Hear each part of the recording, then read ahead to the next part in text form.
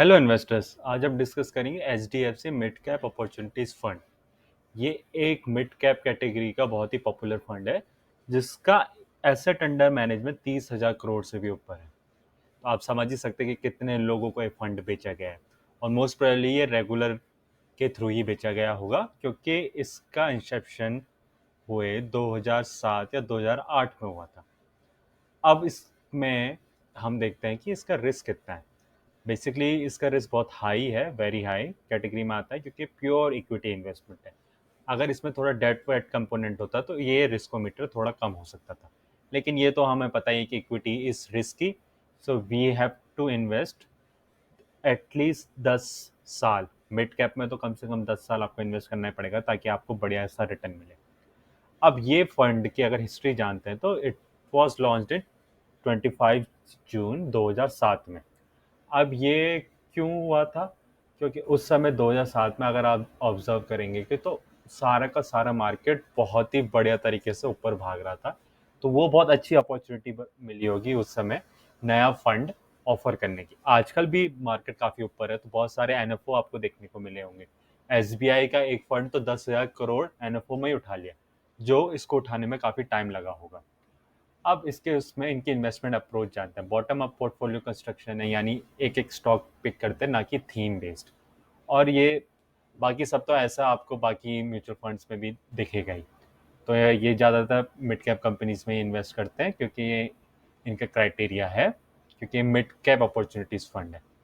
अब देखते हैं कि अगर आपने इस म्यूचुअल फंड में स्टार्टिंग में इन्वेस्ट कर दिया तो यानी जैसे जब ये एनएफओ ही था तो ये आपको काफ़ी बढ़िया रिटर्न देता।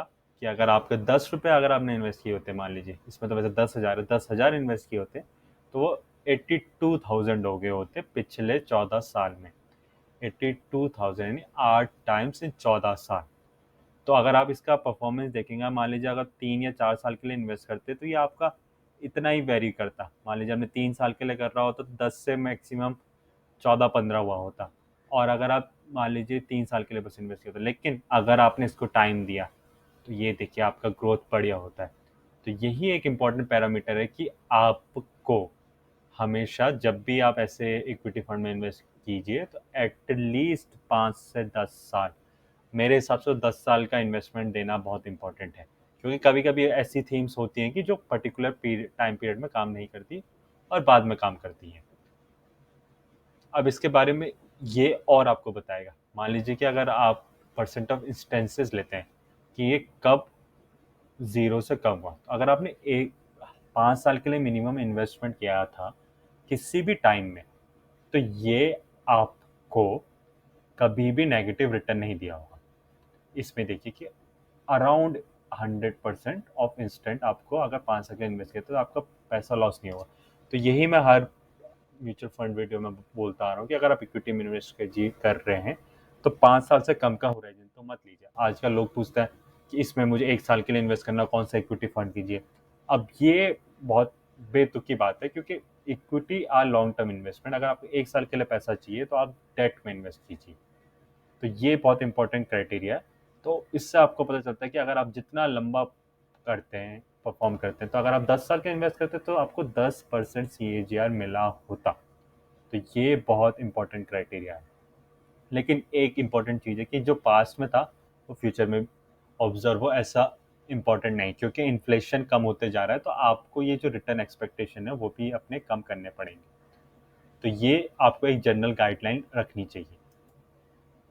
अब इसमें प्रोडक्ट के फीचर्स क्या है कि ये मिड कैप में इन्वेस्ट करता है और मिड कैप फंड्स को एटलीस्ट 65% मिड कैप कंपनीज में इन्वेस्ट करना पड़ता है। मिड कैप कंपनीज होती है 101 से 250th रैंक के बीच की मार्केट कैप वाली कंपनीज। और इसका फंड मैनेजर है मिस्टर चिराग। इसके बारे में हम बाद में जानेंगे। तो अगर आपको इसमें एप्लीकेशन देना है तो आपको मिनिमम 5,000 का एक बार इन्वेस्टमेंट करना पड़ेगा और उसके ऊपर आप 1,000 बढ़ा सकते हैं। तो ये आपका ये स्ट्रक्चर है। अब हम इसका रिटर्न देखते हैं अक्रॉस डिफरेंट टाइम पीरियड्स। और इसका बेंचमार्क इन्होंने निफ्टी मिड कैप 100 लिया है। किसी किसी में आपको BSE मिड कैप 150 भी मिलेगा। अब हम देखते हैं कि इसकी SIP परफॉर्मेंस कैसी रही होती अगर आपने इसके रेगुलर फंड में इन्वेस्ट किया होता। सिंस इंसेप्शन या 5 साल या पिछले 10 साल या पिछले 3 साल के इन्वेस्टमेंट के लिए। तो अगर आप देखिएगा, तो अगर आपने मान लीजिए 10 साल के लिए SIP करी हुई थी, तो आपने 12 लाख इन्वेस्ट किया होता है, तो आपके फंड की वैल्यू अभी 32 लाख होती।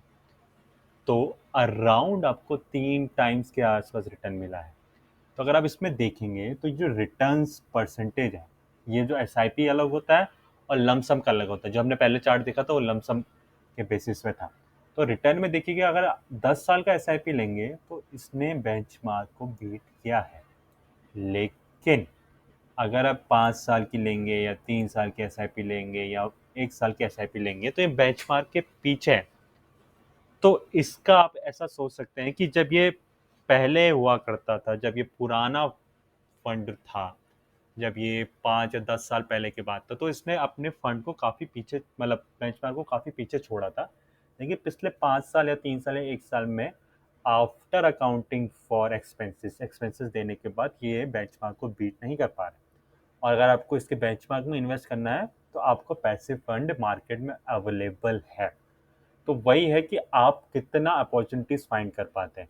बेसिकली क्या होता है कि जो मिड कैप होता है उसमें इतना पैसा एब्जॉर्ब करने की कैपेसिटी नहीं होती, और ये फंड बहुत बड़ा हो चुका है। अगर आपको लगता है कि मेरा ओपिनियन थोड़ा गलत है, तो आप ज़रूर कमेंट में लिखिए कि वाई यू थिंक कि मैं गलत हूँ इसमें।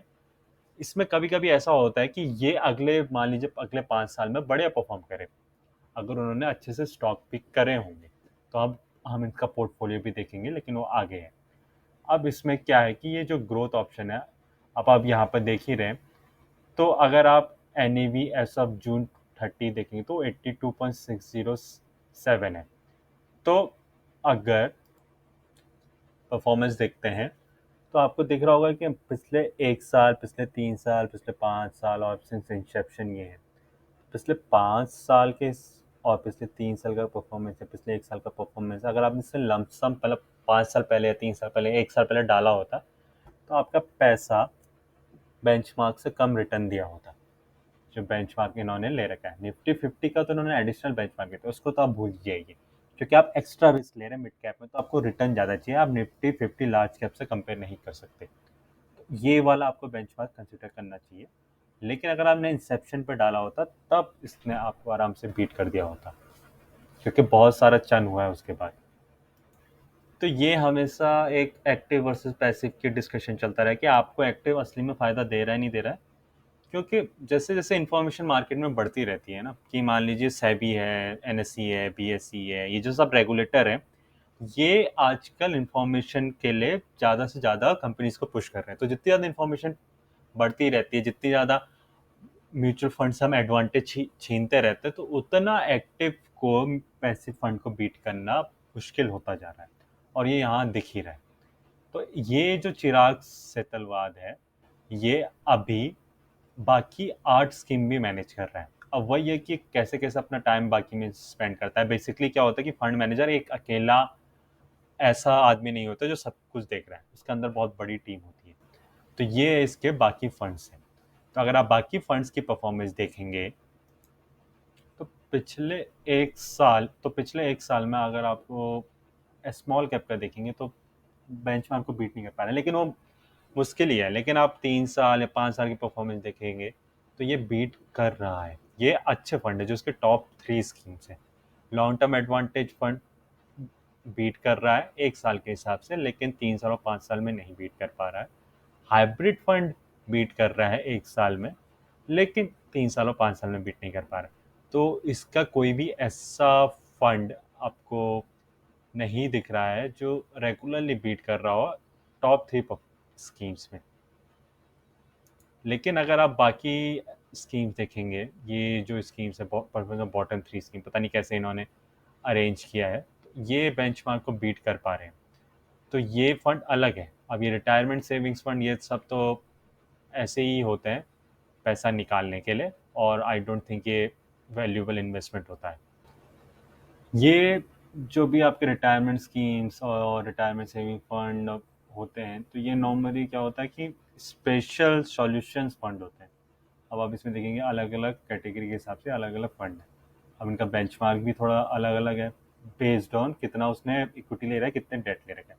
लेकिन यह भी मैटर नहीं करता। बेसिकली ये जो फंड मैनेज कर रहे हैं मिस्टर चिराग सेतलवाल, ये 2007 से यानी इंसेप्शन से इसे मैनेज कर रहे हैं। तो अगर आपको ये रिटर्न अच्छा सा दे रहे हैं तो ये रिटर्न आपको कंसिस्टेंसी आप थोड़ा एज्यूम कर सकते हैं। लेकिन वही है कि 14 साल इन्होंने फंड, इसके फंड ने अच्छा परफॉर्मेंस दिया है। हो सकता है कि पिछले 5 या 7 साल में अच्छे से परफॉर्म नहीं किया हो, जैसे 5 साल का दिख रहा है आपको, 3 साल का। लेकिन हर किसी का टाइम आता है और क्या पता ये टाइम बदले। लेकिन अगर आपका इसमें काफ़ी ज़्यादा इन्वेस्टमेंट है तो आप स्विच कर सकते हैं। तो परफॉर्मेंस देखने के लिए हम वैल्यू रिसर्च जाते हैं, जो बहुत ही बढ़िया साइट है। वैल्यू रिसर्च के अगर H D F C mid cap opportunities fund को देखते हैं रेगुलर प्लान, तो आपको दिखता है कि मान लीजिए अगर आपने जब 1 साल का परफॉर्मेंस देखा तो इसने थो ये पीछे रहा S and P B S E 150 mid cap से। ये थोड़ा अलग बेंचमार्क है इन कंपैरिजन जो एच डी एफ सी वालों ने खुद से लिया है। तो अगर आप 5 साल का परफॉर्मेंस देखेंगे तब भी पीछे, 7 साल का देखेंगे तब भी पीछे, 10 साल का देखेंगे तब ऊपर, और अगर आप इंसेप्शन से देखेंगे तो ऊपर ही है, जैसे मैंने आपको वहाँ पर भी दिखाया था। तो वो वही है कि पिछले कुछ टाइम से 1 साल का पीरियड हो गया, 3 साल का पीरियड हो गया, 5 साल का पीरियड हो गया, 7 साल का पीरियड हो गया, ये अच्छे से परफॉर्म नहीं कर पा रहा है। अब इसमें अगर आप इसका रिटर्न सिंस लॉन्च देखें तो काफ़ी अच्छा है। लेकिन वही है कि अगर आपने इतना टाइम से होल्ड किया था क्या, लेकिन वही है कि मार्केटिंग मटेरियल्स में वो इंसेप्शन ही दिखाएंगे, क्योंकि इंसेप्शन से उन्होंने बीट कर रखा है। अगर मान लीजिए कोई ऐसा फंड होता है जिसने पिछले 5 साल में अच्छा परफॉर्म किया होता तो वो मार्केटिंग मटेरियल जो मैंने आपको अभी पीडीएफ दिखाया उसमें वो दिखाते कि पिछले 5 साल का परफॉर्मेंस। तो ये आपको थोड़ा सा कंसिडर करना है। ये आप वैल्यू रिसर्च में जाइए, बहुत अच्छी साइट है, इसमें आपको सब पता चलेगा इनके बारे में। तो अगर आप इसमें एक्सपेंशन देखेंगे तो ये 1.74% है फॉर द रेगुलर। रेगुलर मैं इसलिए ले रहा हूँ क्योंकि इसकी ज़्यादा हिस्ट्री है, डायरेक्ट 2013 में ही आए थे।